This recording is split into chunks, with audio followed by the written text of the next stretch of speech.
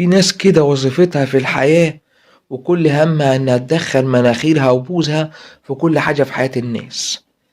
تبقى واحدة قاعدة في امان الله وتيجي ست تقول لها ايه يا بنتي وانت لسه ما اتجوزتيش لغاية دلوقتي؟ لا لسه ما اتجوزتش يا حاجة، هي دلوقتي لسه نصيبها لسه ما جاش يا امي. طب هي هتعمل ايه عشان تتجوز عشان ترضيك انت؟ يعني تقف على النص تجيب شوية شباب وتقول لهم تعالوا تقدموا لي مثلا؟ ولا تعمل ايه هي في دنيتها؟ تعقديها ليه في عيشتها؟ تقول لي اجال سنك كبير، كبرت يا بنت والقطرة عدت. طب انت تجيبي لها ذبحة صدرية ليه؟ يعني انت بتتعبيها نفسيا ليه؟ طيب ما تسيبيها، سيبيها لما ربنا يرزقها، ياما هيجي لها ياما عريس، ياما ياخدها، ياما ما تشيليش انت هم حد. تعبانه ليه ياما وشايله هم الدنيا على دماغك انت ليه؟ وشايله هم الناس؟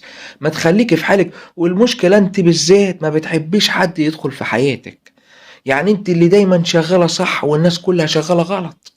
واحد اتجوز، لو في شاب اتجوز ولا حاجة تقول له واه هو انت اتجوزت بدري ليه يا ابني؟ ما لحقتش يا ابني تعيش شبابك يا ابني، ما انت غلطان ان انت اتجوزت. ولو قابلت واحدة لسه متجوزة جديدة دي لها سنة ولا حاجة ولسه ما خلفتش، عارف بيبقى يومها اسود بعيد عنك لما تقابلها. طب ايه وانت لسه ما خلفتيش؟ لا لسه ما خلفتش يا حاجة، هي ربنا لسه ما رزقهاش بالخلفة. لا ده انت طولت جاوي يا بنت، ده انت لازم تروحي تكشف وهو يروح يكشف وتشوف السر راح فين وجي منين وايه الموضوع. طب انت يا حاجة معلش يعني ايش دخلك انت في الامور بتاعت الناس؟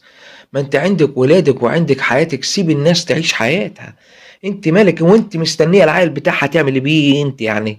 خلفت هتعمل بيه إيه انت عيل؟ هتمسك العيل انت الهزازة، انت جايبينك هزازة للعيل ولا ايه؟ مش فاهم يا حاجة، انت مالك انت ومال القصة دي؟ طيب واحد فتح مشروع في امان الله والدنيا ماشية معاه تمام، تقول لك لا ده عمره ما يبقى زي ابن سميرة. لا ده عيل فاشل. طب طب وليه تلاقي الشخصيات دي في كل عيلة، في كل بيت، في كل حتة، في كل شارع، في جيرانك، في اي حتة؟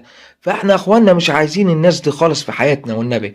احنا مش عايزينك تتدخل يا حاجة في حياتنا، سيبينا في حالنا، سيب اللي يتجوز يتجوز واللي يتطلق يتطلق واللي عايز يخلف يخلف.